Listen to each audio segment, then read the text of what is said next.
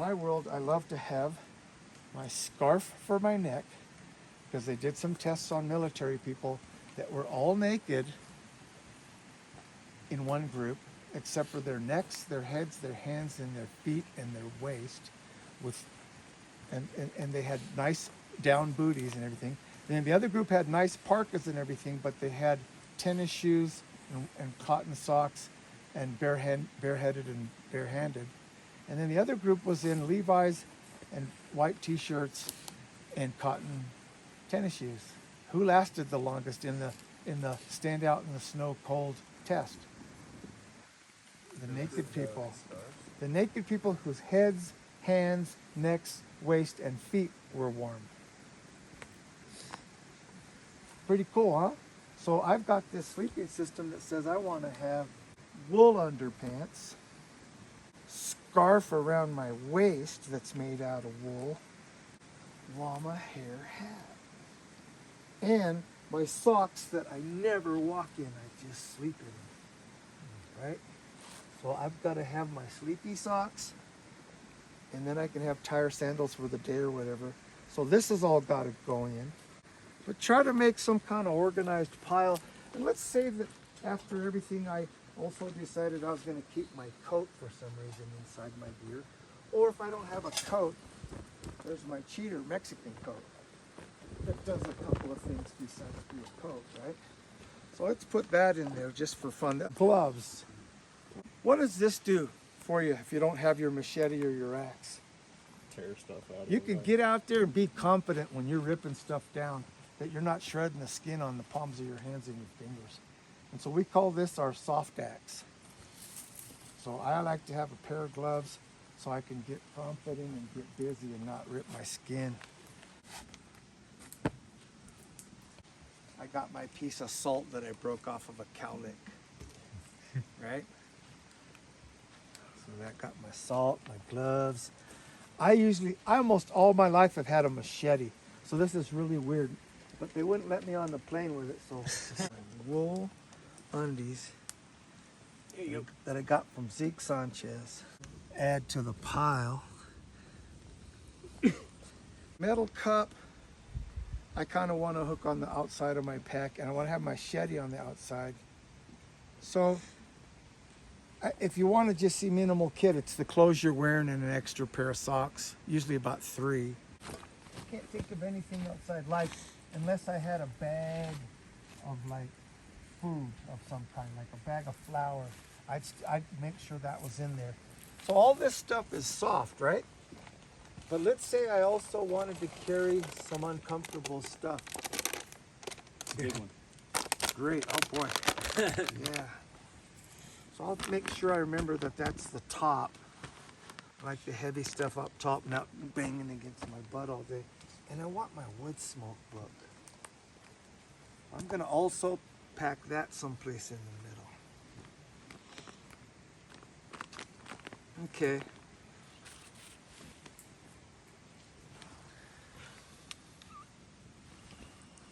Go ahead and put that all the way down like that at that level and really make it straight and tight. Yeah, nice like that.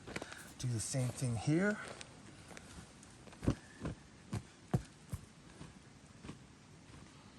Okay.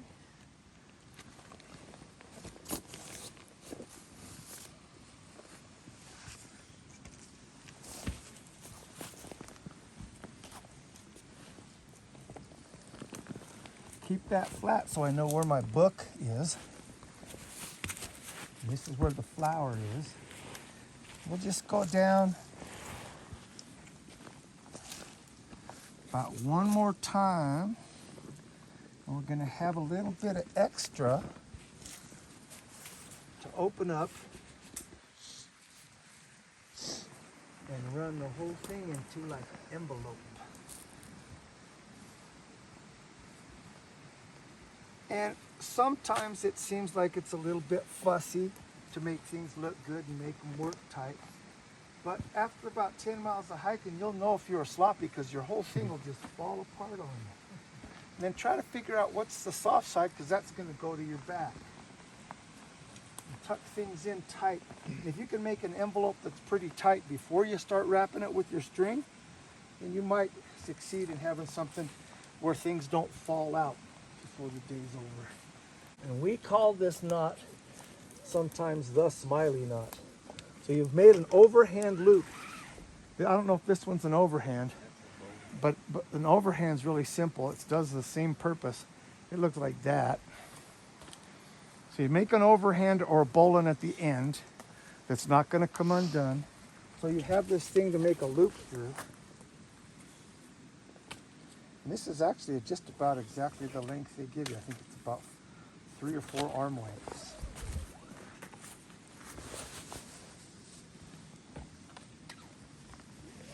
And you can either do 3 or 4 or 5 or however much string you have or however tight you can get. But you keep cranking it tight. And then you do the smiley knot. It has another name, but that's the face. You make a face. You pull the tongue through the face. And shorten the tongue. And then bind the tongue by spinning that way. So you're not going to spin up because that leaves that part sticking up. So you want to go spin it down like that all the way over and then put the tongue through there and it binds it. And I can do it again and it's easy to take apart. It's super easy to take apart. Sorry guys, I lost a little bit of the footage, but I'm going to do my best to show you what you missed out of the middle. All the way around the pack, and then I take a little bit of a bend in the cordage right here and make like kind of a right angle with it. And I'll go underneath it, take the full length of my cordage through, and I'll snug that down like that, and I'll go down the pack.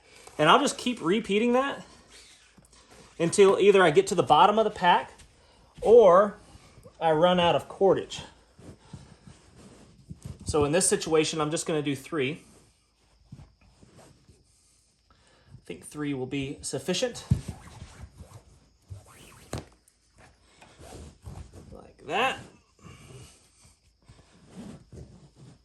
Like so. I can go down the pack, over the top of it, or the bottom, whichever you deem this end.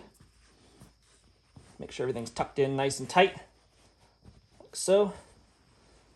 I can go over the end, like that. All the way the length over it.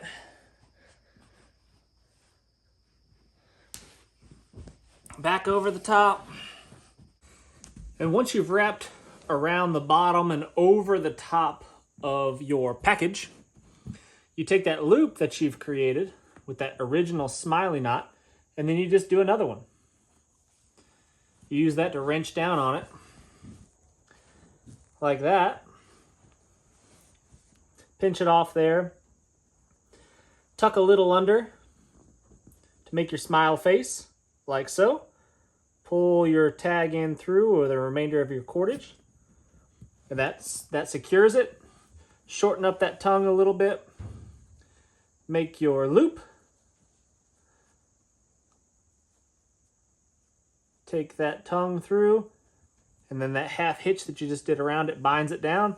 And then you can just take the excess cordage, wrap it up kind of like this, sort of kind of like that, and just tuck it in here out of the way so it doesn't get all tangled up when you're trekking through the forest, climbing mountains and such. Now back to Dave. Half bow there.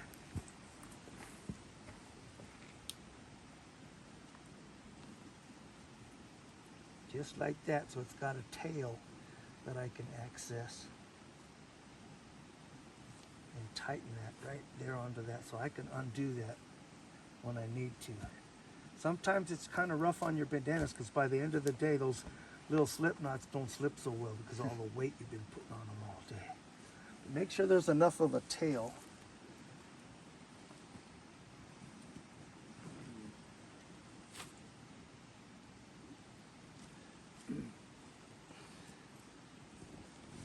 You've got. So that's one bandana system. You could use, I've used willow bark or anything else I could build a carrying system out of. But we'll let somebody put this on. gave like You 500 ready? pound bags.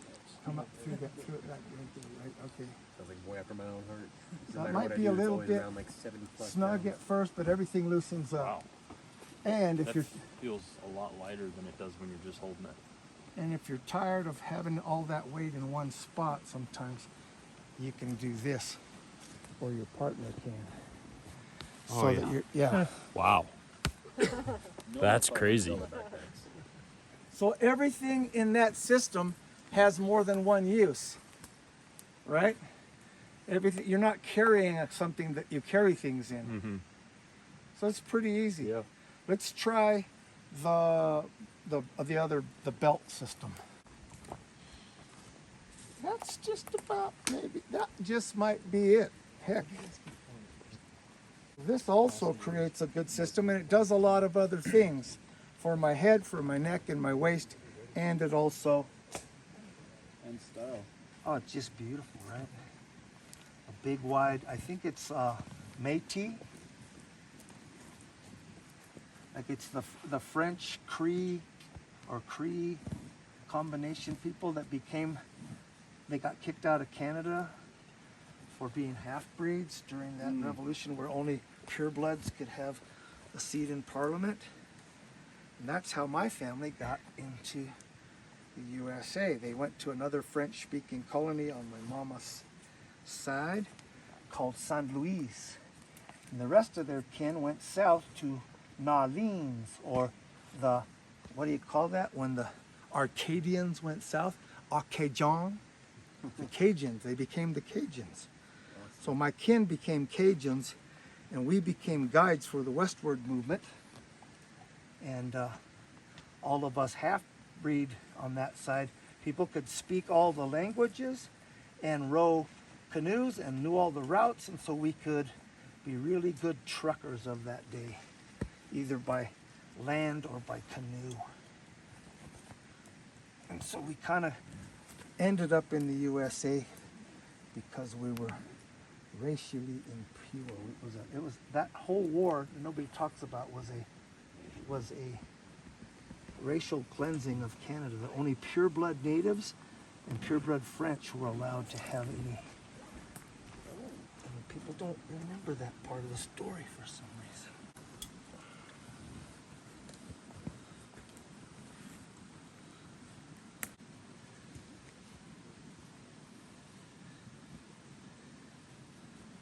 Okay, so yeah, this is going to work.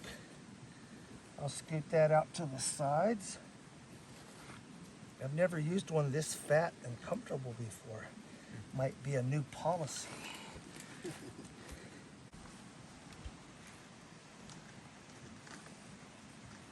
And see what happens. Who you want to be the same Vanna White? Try this out and tell everybody how wonderful it is.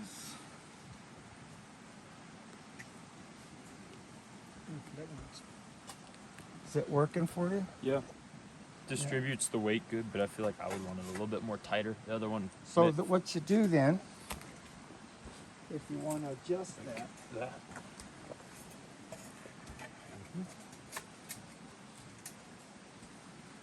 these bandanas Oh, have yeah. all sorts of applications. Yeah, that's much better. Now That's you can perfect. jump off a cliff and do all that cool stuff and not lose it. Okay? No. Now if you want to see something cool, 540.